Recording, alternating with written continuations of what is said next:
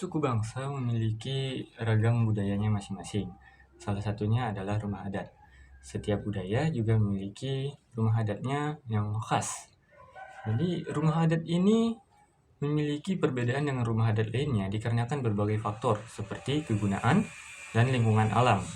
Jadi, lingkungan alam adalah faktor utama yang mempengaruhi perbedaan antara rumah adat satu dengan rumah adat yang lainnya. Di Sumatera Utara sendiri ada beberapa rumah adat, yaitu pertama rumah adat Bolon dari Batak Toba.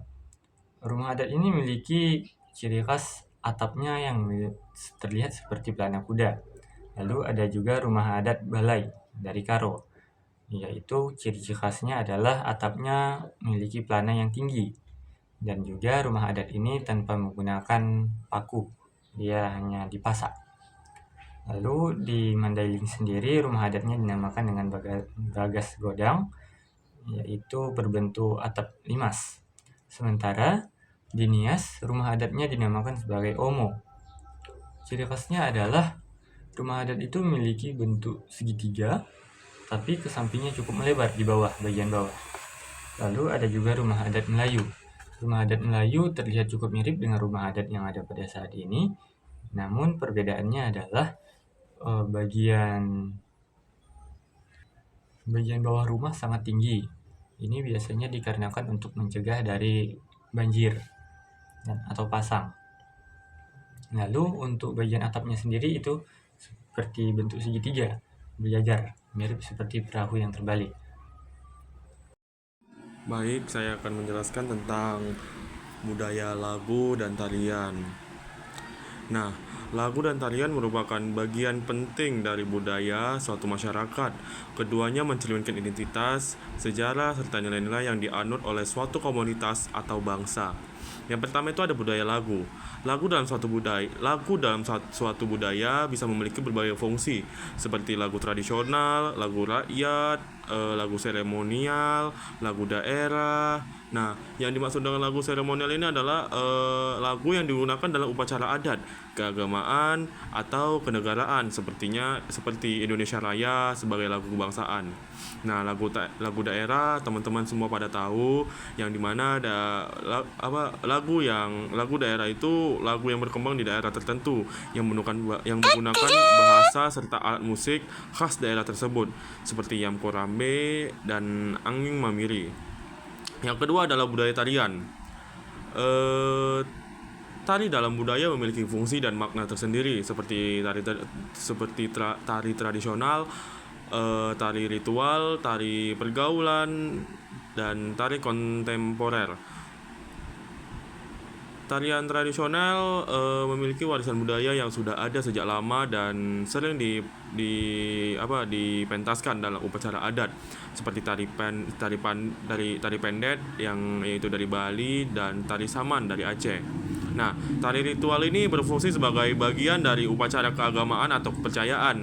Misalnya tari kuda lumping yang berasal dari Jawa Timur dan Jawa Tengah. Nah, tari pergaulan ini ditampilkan sebagai hiburan atau dalam pertemuan sosial, seperti tari jaipong. Nah, yang terakhir adalah tari kontemporer, merupakan inovasi dari tarian tradisional yang dikembangkan sesuai dengan perkembangan zaman. Nah, baik lagu maupun tarian mencerminkan kekayaan budaya suatu bangsa di Indonesia sendiri. Keberagaman lagu dan tarian menjadi aset budaya yang harus dilestarikan. Nah, cara melestarikannya ialah yang pertama, cara melestarikan tari tradisional. Yang pertama adalah mengadakan pertunjukan tari. Nah, menampilkan tarian daerah dalam acara nasional dan internasional untuk memperkenalkannya kepada masyarakat luas. Yang kedua adalah membuka sanggar tari, menyediakan tempat bagi generasi muda untuk belajar dan berlatih tarian daerah. Yang ketiga adalah memanfaatkan media sosial, mengunggah video tarian tradisional ke platform seperti YouTube dan TikTok untuk menjangkau lebih banyak orang. Yang keempat adalah mengintegrasikan dalam pendidikan, menjadikan tarian daerah sebagai bagian dari kurikulum sekolah agar generasi muda mengenai dan mencintai budaya lokal. Yang kelima adalah melakukan inovasi, memodifikasi gerakan tari agar lebih dinamis tanpa menghilangkan nilai tradisional. Nah, cara melestarikan lagu daerah adalah membuat festival lagu daerah, yaitu mengadakan lomba dan festival lagu daerah untuk menumbuhkan minat masyarakat, terutama anak muda. Yang kedua, mengenalkan ke generasi muda, mengajarkan lagu daerah di sekolah dan komunitas, serta memberikan aransemen modern agar lebih menarik. Yang ketiga adalah memanfaatkan media digital, mengunggah lagu daerah di platform streaming seperti Spotify dan YouTube agar lebih mudah diakses. Yang keempat adalah kolaborasi dengan musisi modern, menggabungkan unsur lagu daerah dengan musik populer agar lebih diminati oleh generasi muda. Yang terakhir adalah mendokumentasikan dalam bentuk digital, membuat arsip lagu daerah dalam bentuk rekaman, notasi musik, atau tulisan agar tidak hilang seiringnya waktu. Nah, dengan langkah-langkah ini diharapkan warisan budaya Indonesia dapat terus dijaga dan diapresiasi oleh generasi yang akan mendatang. Ini saya akan menjelaskan mengenai alat musik tradisional. Keanekaragaman budaya di Indonesia dapat kita lihat salah satunya dari alat musik tradisional. Kita tahu bahwa setiap suku maupun daerah memiliki alat musik yang berbeda-beda, tetapi memiliki makna, nilai seni yang tinggi, serta budaya yang tinggi. Nah, alat musik tradisional ini tidak hanya berfungsi sebagai media hiburan, tapi juga memiliki makna atau peran penting dalam upacara adat, ritual pernikahan, ritual keagamaan, dan kehidupan sehari-hari. Nah, di sini saya akan menjelaskan mengenai jenis-jenis alat musik tradisional. Yang pertama itu ada gamelan dari Jawa dan Bali. Nah, gamelan ini merupakan salah satu alat musik tradisional yang terkenal di Indonesia, terutama di Jawa dan Bali. Gamelan ini memiliki berbagai instrumen seperti gong, kenong, saron, dan gambang. Nah, musik gamelan ini biasanya digunakan dalam pertunjukan seni seperti gamelan, wayang kulit, tari tradisional, maupun acara adat. Nah, yang kedua itu ada angklung, yaitu dari Sunda. Angklung ini merupakan alat musik yang terbuat dari bambu dan dimainkan dengan cara digoyangkan. Alat musik angklung ini berasal dari Jawa Barat dan memiliki suara yang merdu dan unik. Alat musik angklung ini biasanya dimainkan dalam kelompok dan digunakan dalam berbagai acara, seperti pertunjukan seni maupun upacara adat. Nah, yang ketiga itu ada sasando. Sasando ini berasal dari Rute atau Nusa Tenggara Timur. Sasando adalah alat musik tradisional yang berasal dari Nusa Tenggara Timur atau Pulau Rote. Sasando ini memiliki bentuk seperti harpa atau senar yang digunakan dengan cara dipetik menggunakan jari. Nah, sasando ini juga biasanya digunakan dalam berbagai acara adat atau upacara adat yang ada di Nusa Tenggara Timur. Selanjutnya yang keempat ada kolintang. Kolintang ini berasal dari Minahasa, Sulawesi Utara. Kolintang ini merupakan alat musik yang terbuat dari kayu dan digunakan dengan cara dipukul. Alat musik kolintang ini biasanya dimainkan dalam grup musik yang bernama ensemble kolintang. Nah, musik kolintang ini biasanya bernuansa ceria dan sering digunakan dalam acara-acara adat maupun perayaan. Nah, selanjutnya yang kelima itu ada tifa dari Papua. Nah, alat musik tifa ini adalah alat musik yang berbentuk seperti drum besar yang terbuat dari kayu dan kulit hewan.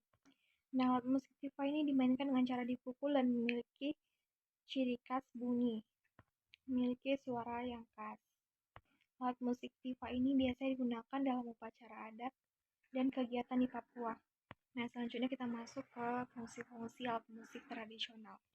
Yang pertama adalah sebagai sarana upacara adat. Nah, banyak alat musik tradisional yang digunakan dalam upacara adat seperti ritual pernikahan, kelahiran, dan pemakaman. Nah, musik ini biasanya digunakan untuk menghormati para leluhur dan sebagai bentuk doa. Yang kedua adalah sebagai media ekspresi budaya. Nah, alat musik ini juga dapat kita gunakan untuk sebagai sarana kita untuk mengekspresikan cerita dan sejarah suatu suku ataupun daerah. Nah, musik tradisional ini seringkali menceritakan tentang kisah-kisah perjuangan, kehidupan sehari-hari ataupun mitos-mitos yang diwariskan dari generasi ke generasi. Nah, selanjutnya fungsi adalah sebagai hiburan. Nah, selain penggunaan dalam upacara adat, Alat musik tradisional ini juga berfungsi sebagai media hiburan di mana pertunjukan musik tradisional menjadi bagian dari pesta rakyat, festival, atau acara hiburan lainnya. Nah, seperti yang kita tahu bahwa Indonesia ini memiliki berbagai suku dan budaya yang beraneka ragam, sehingga alat musik yang tercipta juga bervariasi. Nah, meskipun memiliki perbedaan, tetapi semua alat musik tradisional ini memiliki kekayaan seni dan budaya yang harus kita lestarikan. Kita bisa melihat bahwa alat musik tradisional ini sangat dipengaruhi oleh bahan-bahan alami seperti kulit, kayu, bambu, dan logam yang semuanya memiliki fungsi atau karakteristik yang berbeda-beda. Melestarikan alat musik tradisional ini adalah salah satu cara menjaga warisan budaya Indonesia. Nah, kita sebagai generasi muda harus ikut berperan aktif dalam mempelajari, memainkan, dan mengenalkan alat musik tradisional kepada orang lain. Selain itu, Halo, perkenalkan nama saya Meisy Angelina dari kelas D, Stambuk 23, jurusan Pendidikan Sejarah. Di sini saya akan membahas tentang baju adat. Yang dimana baju adat adalah pakaian tradisional yang menggambarkan identitas kebudayaan dan kekayaan bangsa Indonesia. Selain itu, juga melambangkan hubungan antara manusia, alam, dan kekuatan spiritual. Nah, setiap suku di Sumatera Utara memiliki pakaian adat dan ciri khas yang berbeda-beda. Contohnya seperti pada Batak Toba, Batak Simalungun, Batak Angkola, Melayu, dan Nias. Nah, yang pertama itu Batak Toba. Batak Toba, baju adat di bagian atasnya sering disebut sebagai ampe-ampe, sedangkan bagian bawahnya disebut singkot. Kalau Batak Karo, dia sering disebut sebagai uwis go. Kalau Batak Karo sering disebut sebagai uwis gara. Sedangkan dalam Batak Simalungun, pakaian adat sering disebut hiyo gor, kain hiyo. Nah, sedangkan kalau Melayu, pakaian adat wanita berupa baju kurung atau kebaya panjang yang dipadukan dengan songket. Nah, sedangkan pada pria, Melayu memakai pakaian adat yang dikenal sebagai tuluk balaga. Nah, sekian tentang pakaian adat yang dapat saya jelaskan. See you next time. Bye-bye.